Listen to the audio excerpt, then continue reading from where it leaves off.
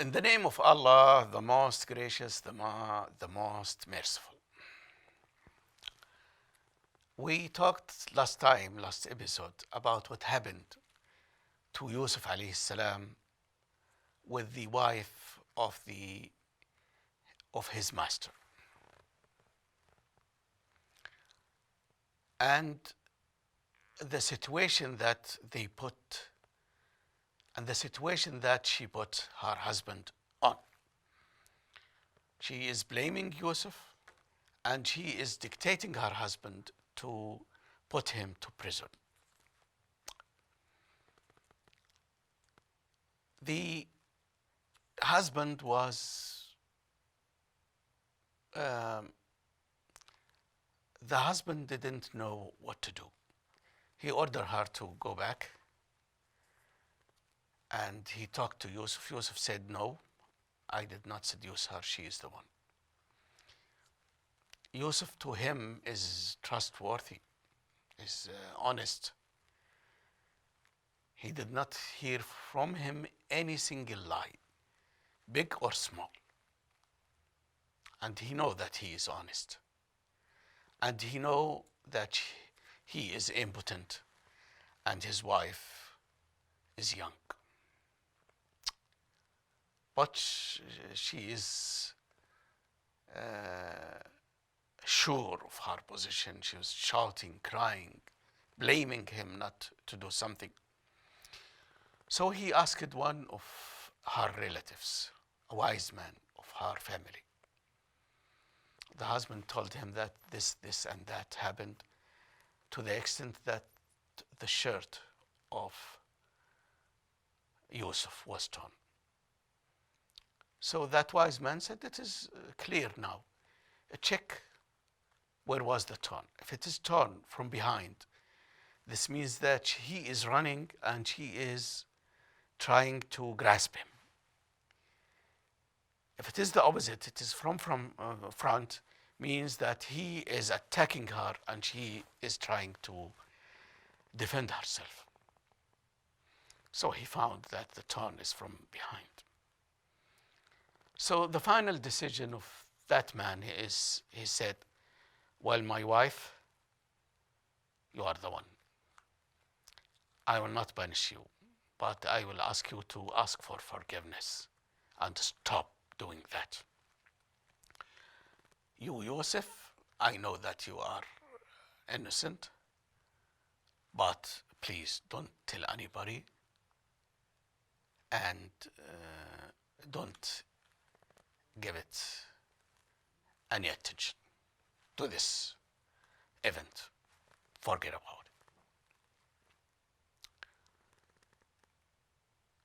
Yusuf did not leak the news, of course, but the news leaked outside the palace.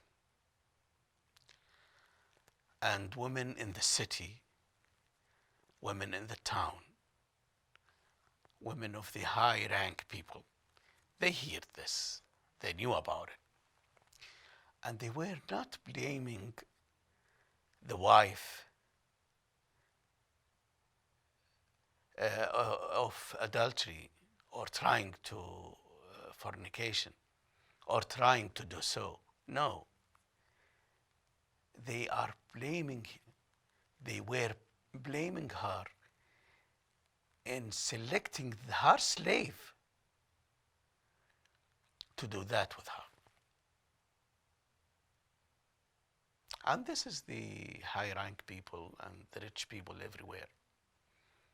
They do all the mistakes, but hiding from the eyes. The news came to the wife that a lot of women in the town, they start backbiting her. So she prepared a plot, a scheme for them. She brought fruits, knives, and she invited them. They came, all of them, and then she ordered him, because he's their slave, to bring something, some fruit, some drink, something like that. She wants to show them who is this slave. When they saw him, they said, this is not a human being. This is not a slave. When they saw him, they said, this is not slave. This is not a human being. This is an angel. Nobody is more handsome than this one. So she told them that this is the one you are backbiting me for. And I'm telling him, if he doesn't listen to me, he will be put to the prison. And he will be punished for that. So the women start to advise Yusuf. Everyone said, Yusuf, I will talk to you privately. And then she will try to seduce him. If there is no benefit, she will say, okay, what about your master? What about your, she is in love with you? Something like that. Yusuf start to supplicate to God, to pray to him. Take me to the prison, better than I will fill with those women. So his master saw that it is suitable to put him in the prison for a while to see what he will do to this problem. So they took him to the prison. In the prison, there was 2 young men with him in the prison. Both of them, the 2 young men, both have been working for the king, not for any ordinary people. We're working for the king himself. There was a plot inside the palace. Somebody tried to kill the king, put poison in his food, whether it is in the bread or in the wine or in the juice. Nobody knows, because some killed, but not the king. So the king put both of them in the prison for them to decide later on, after after studying the case, who really put the poison.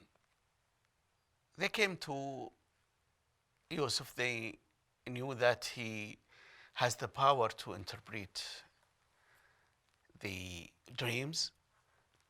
They saw dreams, both of them. So the first one, he said, Yusuf, I saw a dream that I'm carrying a bread over my head.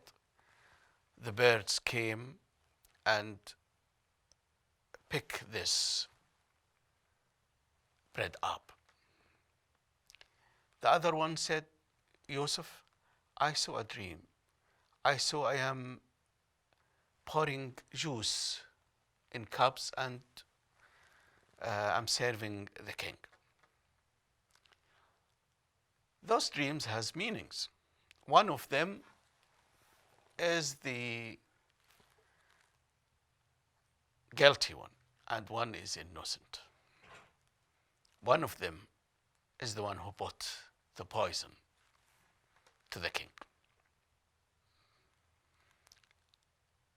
But before I start to explain the dreams to them and interpret it to them, he started preaching the true religion of Ibrahim, of Adam, of Noah, of Ishaq, of Ismail, of Yaqub, the 10 Commandments, Islam start to explain it to them. Of course, the guards of the prison also, they hear the conversation. Yusuf alayhi salam was doing good things in all over his life, even at jail, even inside the prison. And finally, he told them that the one who was carrying the bread is the guilty one, and he will be crucified, and the birds will eat from his head. And the other one, the waterer, the barman, will go back to his job, and he will prove innocent. And this what really happened. Investigations showed that that one is the guilty and this one is innocent. He told the innocent that when you meet the king, just tell him about my case. This is the first time in the life of Yusuf ask somebody to help him. He used to ask God. So Allah allowed the Satan to make that the waterer not to remember that. So he stayed in the prison for a few years. Now the king himself saw a dream. So 7 lean cows and 7 fatty cows, 7 spikes of a grain that's white, and 7 green spikes of corn. Does it have any interpretation? Because it kept repeating to him.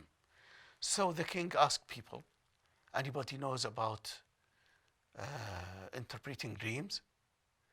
So nobody knows. They said, well, we don't know how to interpret. Those the people who usually accompany the king. The water, the barman, he remembered what Joseph said. He said, yes, I know somebody who is talented in interpreting dreams. Just send me to him. Joseph, the king saw this dream. Yusuf knows the dream and knows that the interpretation means that a famine is in the way. A very big famine is in the way. And this famine will last for 7 years. But it will not come this year. It will come after 7 years. So they have to prepare themselves during this 7. So they have to prepare themselves during 7 years for the famine that will last for 7 years. So he told the waterman about the dream and about the interpretation. He took it to the king. The king was very happy with the interpretation.